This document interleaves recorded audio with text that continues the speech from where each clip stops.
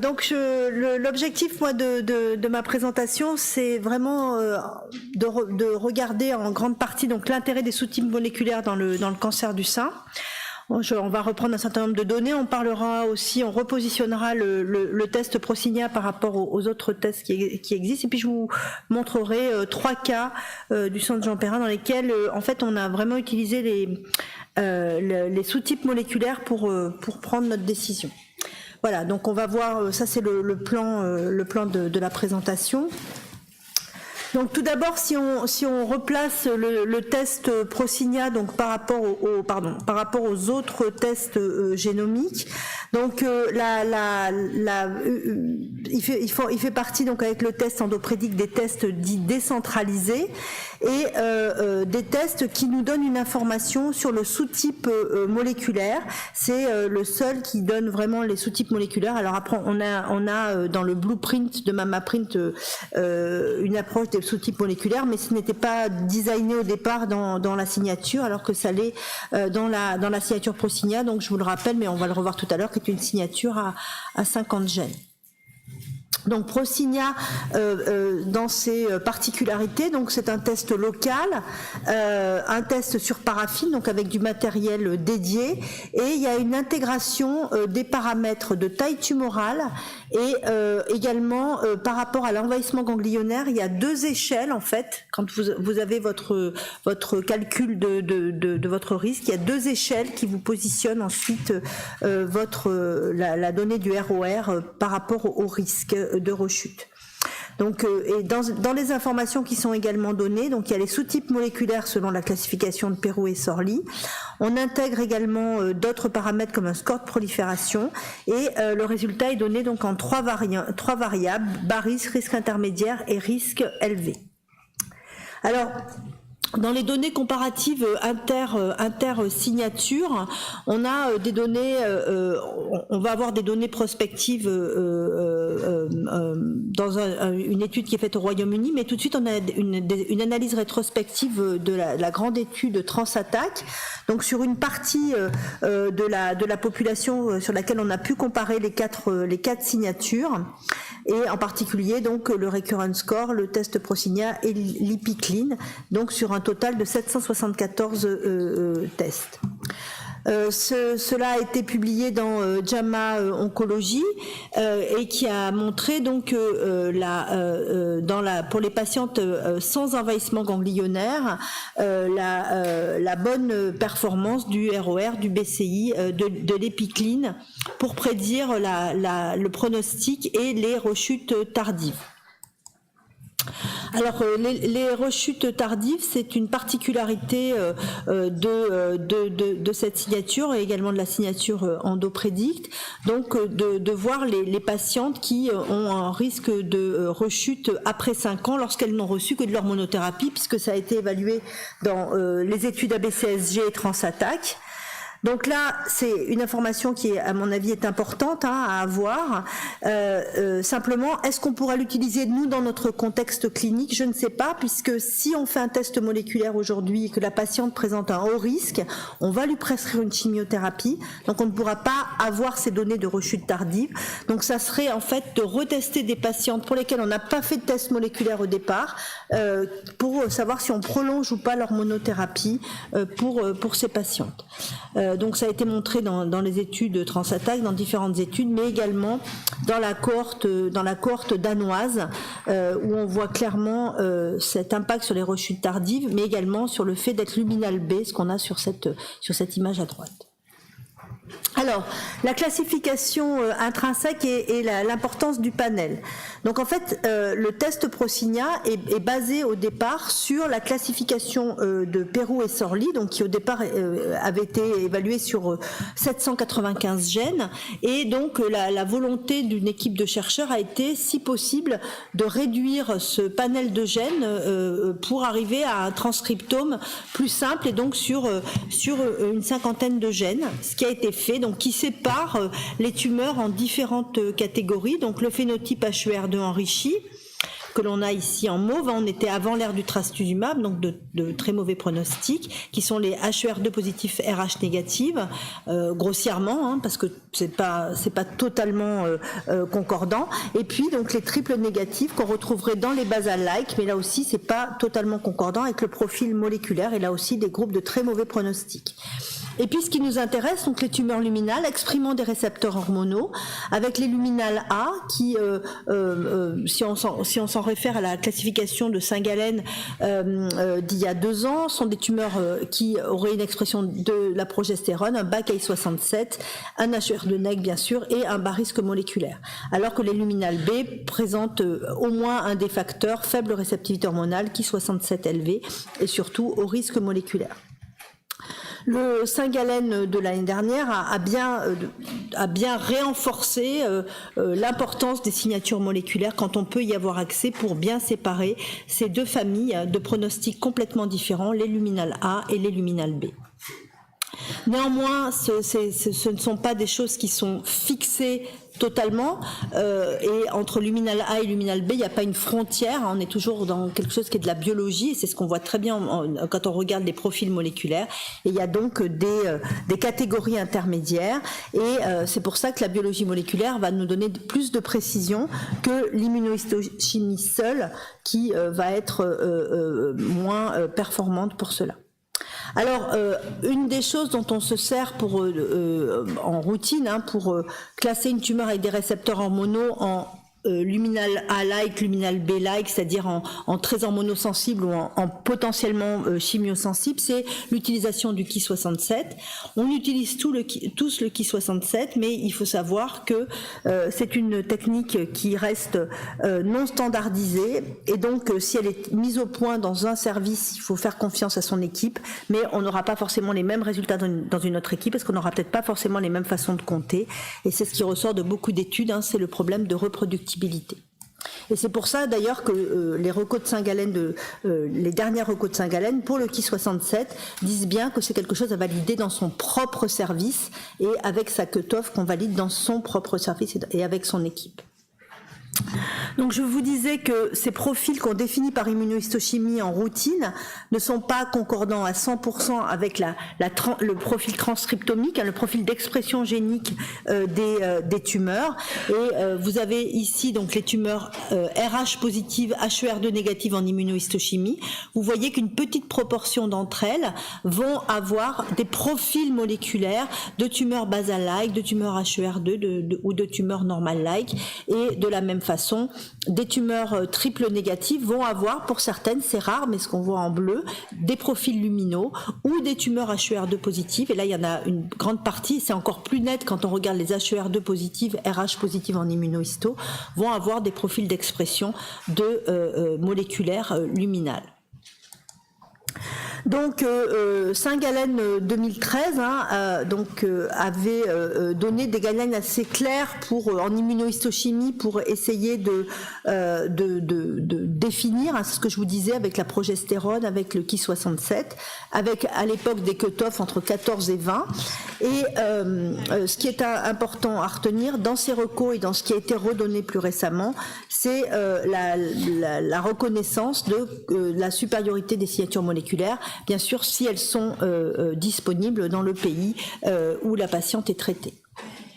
Alors si maintenant on regarde le test Prosigna, ce test va prendre en compte la classification intrinsèque. Donc c'est un test qui a été développé sur 5 ans environ. Donc en partant de ce qu'on appelle la PAM 50, le rachat donc de cette licence PAM 50 par le groupe NanoString et le développement de la signature Prosigna. Et nous avons commencé en 2015, nous au Centre Jean Perrin, à travailler avec cette signature. Donc ici, ce sont les gènes qui sont présents dans le panel PAM50. Donc vous avez des gènes du phénotype basal, ici des gènes de la prolifération. Il y a toujours beaucoup de gènes de prolifération dans les signatures moléculaires. Et puis des gènes des oestrogènes, des gènes d'HER2. Les éléments du test, donc c'est un test décentralisé qui se fait sur des machines dédiées avec des kits qui sont totalement faciles d'utilisation avec un marquage CE et ensuite donc on a la station de préparation, la station d'analyse et on a un rendu de résultats sur la forme d'un rapport qui est facile à partager avec les patientes. Donc le résultat en lui-même, c'est souvent on confond PAM50 Prosigna. Le résultat de la PAM donné par le test Prosigna, ce n'est pas que la PAM50. Il y a la PAM50, il y a les paramètres cliniques et puis il y a un algorithme qui va intégrer tout ça plus donc une signature de prolifération de 19 gènes pour arriver donc à donner le ROR qui sera entre 0 et 100. Donc première ligne, vous allez avoir le sous-type intrinsèque de la tumeur, puis le risque de récidive sur une échelle de 0 à 100 qui sera calculé à partir du sous-type intrinsèque, de la taille et du score de prolifération.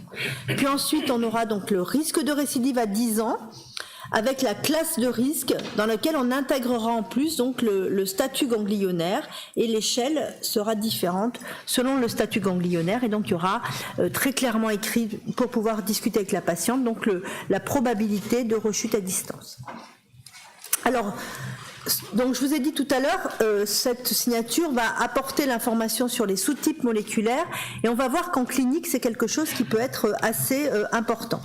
Alors en particulier donc on a pas mal de données maintenant sur les études rétrospectives donc Transattack et ABCSG8 dont je vous ai parlé tout à l'heure, la cohorte danoise aussi dont je vous ai parlé tout à l'heure qui est une cohorte sur 10 ans de 2700 patientes.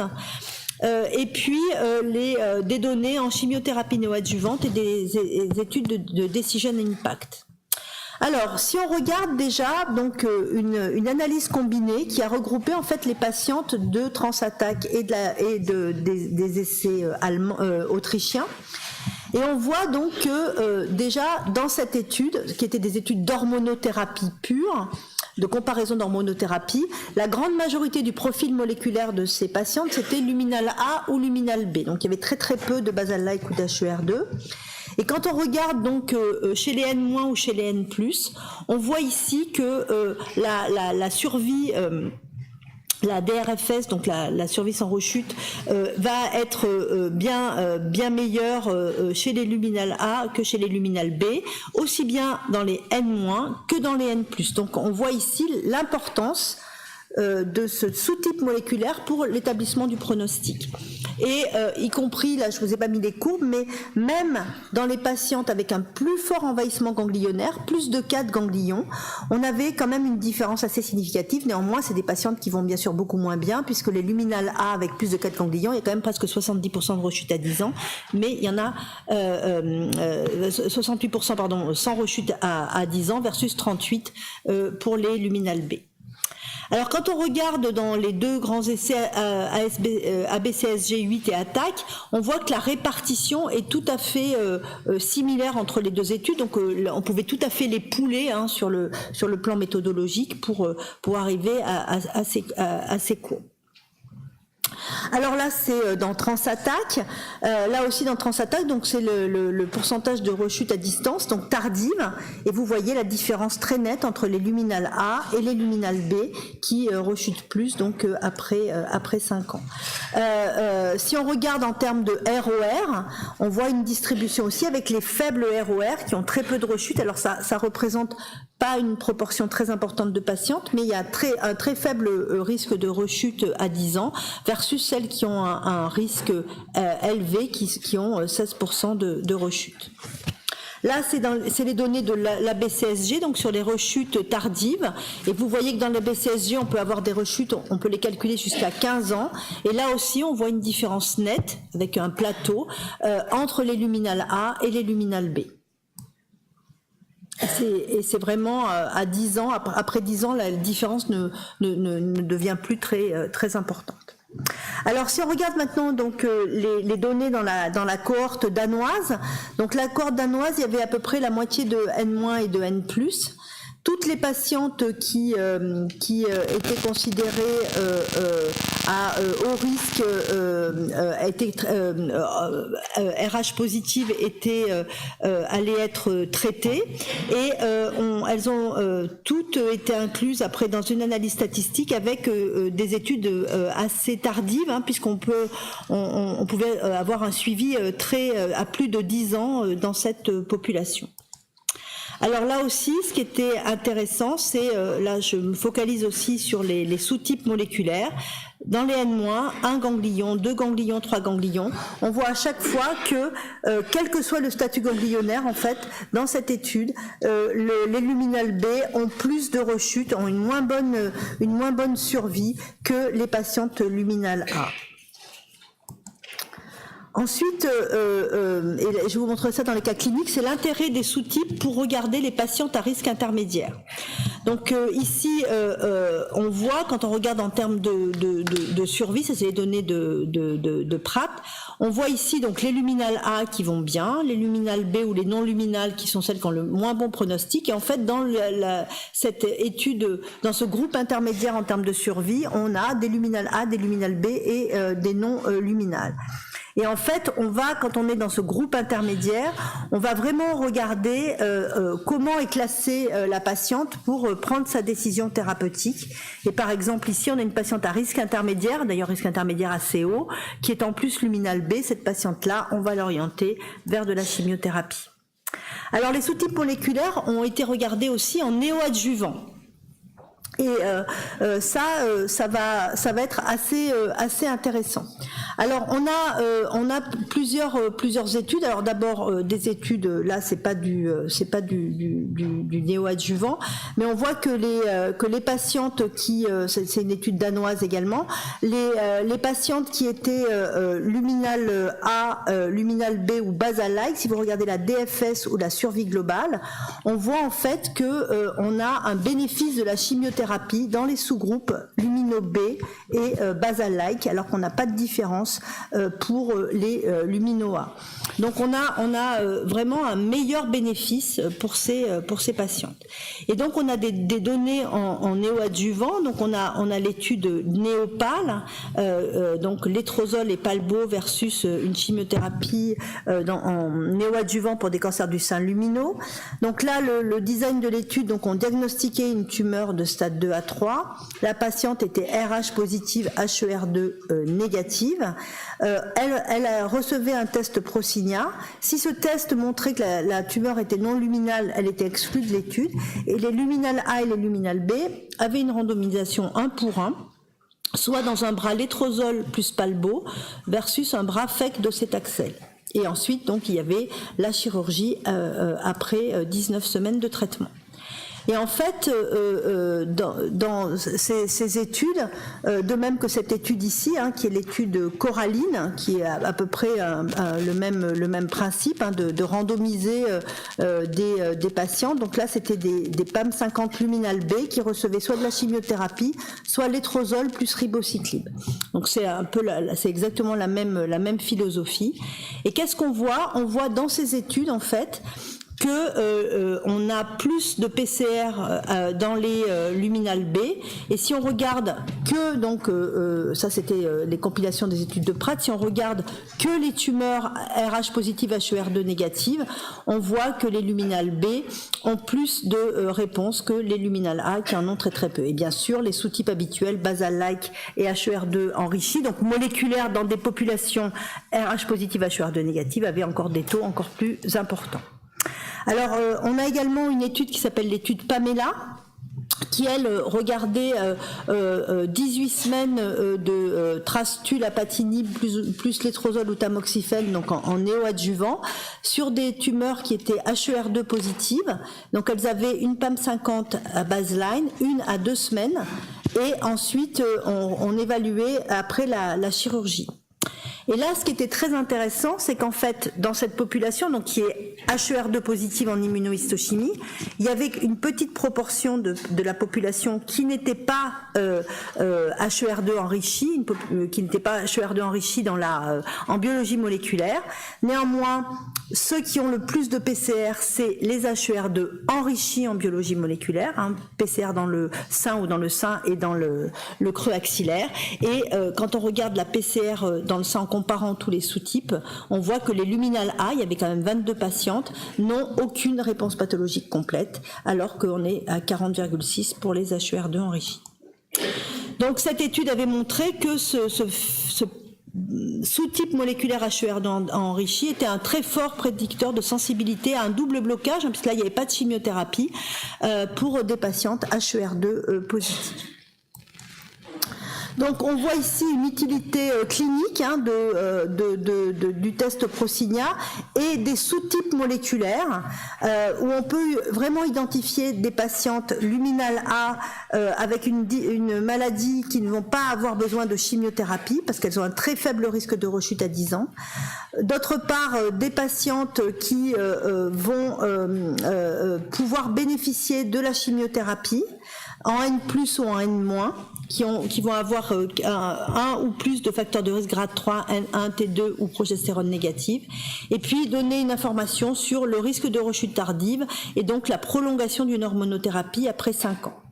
Et je vous incite à lire ce papier de Salvaro qui est vraiment très intéressant, qui a regardé donc les implications cliniques des tumeurs, des phénotypes non luminaux dans les tumeurs RH positives du cancer du sein et qui fait des propositions de stratégies thérapeutiques pour ces différents groupes. Cet article ouvre beaucoup de perspectives et aussi de possibilités de designer des essais cliniques pour les patientes. Alors vous savez également donc que la 8e édition de la JCC TNM a fait une grande révolution puisque d'un côté on a bien sûr les paramètres classiques du TNM, mais d'un autre côté on intègre aujourd'hui la biologie. Donc le statut des récepteurs hormonaux du HER2, le grade tumoral et les signatures, avec aujourd'hui reconnu en niveau 1A le MammaPrint et l'Oncotype, et en niveau 1B toujours, puisque c'est des études rétrospectives, mais avec un haut niveau d'évidence, le Prosigna et l'Endoprédict. Donc une révolution vraiment, puisqu'on va pouvoir downstager de façon très importante des tumeurs du sein sur ces résultats de signature moléculaire. Donc on voit ici la pertinence de l'utilité clinique des sous-types moléculaires dans la pratique thérapeutique et c'est quelque chose qui va nous aider au diagnostic. Prosigna est basé sur la classification intrinsèque, donc c'est vraiment le seul test qui donne cette information précisément car c'est dans son, on va dire son ADN, enfin son ARN en tout cas. Les tumeurs classées en luminal A ou B par Prosigna vont vraiment avoir un différentiel de pronostic très net. Et pour les ROR intermédiaires, la connaissance du sous-type moléculaire va nous aider dans la décision thérapeutique. Et on voit aujourd'hui arriver d'autres utilisations, en particulier pour les HER2, mais pourquoi pas aussi pour de la prédiction de réponse à de l'hormonothérapie néoadjuvante, par exemple. Et ce test, pour le pratiquer depuis longtemps, est un test qu'on peut tout à fait réaliser dans un laboratoire habitué à faire de la biologie moléculaire. Donc il y a beaucoup aujourd'hui de données qui impliquent que ce test a une importance, a une place très forte dans la stratégie des signatures dans le cancer du sein. Et je rajouterai bien sûr qu'il a également qu'il est CE marked et qu'il est donc il y a aussi cette implication technologique. Je termine juste, si vous m'autorisez, 3 petits cas cliniques rapidos. Alors, le premier, c'est une patiente de 43 ans, G2P2, pas d'antécédent familial ou personnel. Elle a un CCI de grade 1. Elle a une tumeur qui est PT1C et elle a un ganglion avec une micrométastase. Mais N0, c'est des cellules tumorales isolées. Elle a une très forte expression des récepteurs hormonaux, mais elle a un Ki67 à 25. Et dans ces cas-là, on le revoit toujours à 2 dans le labo, et elle est RH négative. Donc, décision de RCP, on fait un test Prosigna, et la patiente ressort en sous-type luminal A avec un ROR à 10, avec 2% de probabilité de récidive à distance. Donc là, malgré le Ki67, on est tout à fait tranquille pour lui prescrire une hormonothérapie. La deuxième patiente, elle a 42 ans. Elle est G2P2, pas d'antécédent familial ou personnel, elle a une tumeur de grade 2, 1,5 cm, PT1C, N0, c'est toujours des ganglions sentinelles. Elle a une bonne réceptivité hormonale, elle a un Ki67 qui est entre 15 et 20. Donc là, c'est toujours aussi les angoisses de RCP sur ces patientes jeunes, non ménopausées, de grade 2, de se dire, bon, elle a un grade 2 quand même avec un 3 en mitose. Voilà, est-ce que... Donc cette patiente, on lui a fait un test Prosigna qui est ressorti avec un risque intermédiaire, 53, et elle est de sous-type luminal B. Et on regarde son risque de récidive à distance, il est supérieur à 10%, hein, il est à 12%. Donc cette patiente, on lui a donc proposé une chimiothérapie et une hormonothérapie. Et le dernier cas, c'est une patiente de 70 ans, qui est une patiente en pleine forme, sans antécédent, qui a une tumeur de grade 1, toujours un PT1C, avec des récepteurs aux oestrogènes à 100%, mais une progestérone totalement négative, et un Ki67 qui était bas, et elle avait un HER2 équivoque à la fiche. Donc là, on s'est dit on va lui faire un test Prosigna aussi pour voir quel est son statut HER2 en moléculaire, parce qu'on a un essai clinique, et puis parce qu'on est toujours embêté par ces négativités strictes de la progestérone. Et en fait, donc, elle ressort à 36 en ROR avec un sous-type luminal A, et elle a une probabilité de récidive à distance de 6%, et donc elle a reçu de l'hormonothérapie, elle n'avait pas de profil HER2. Voilà, je vous remercie.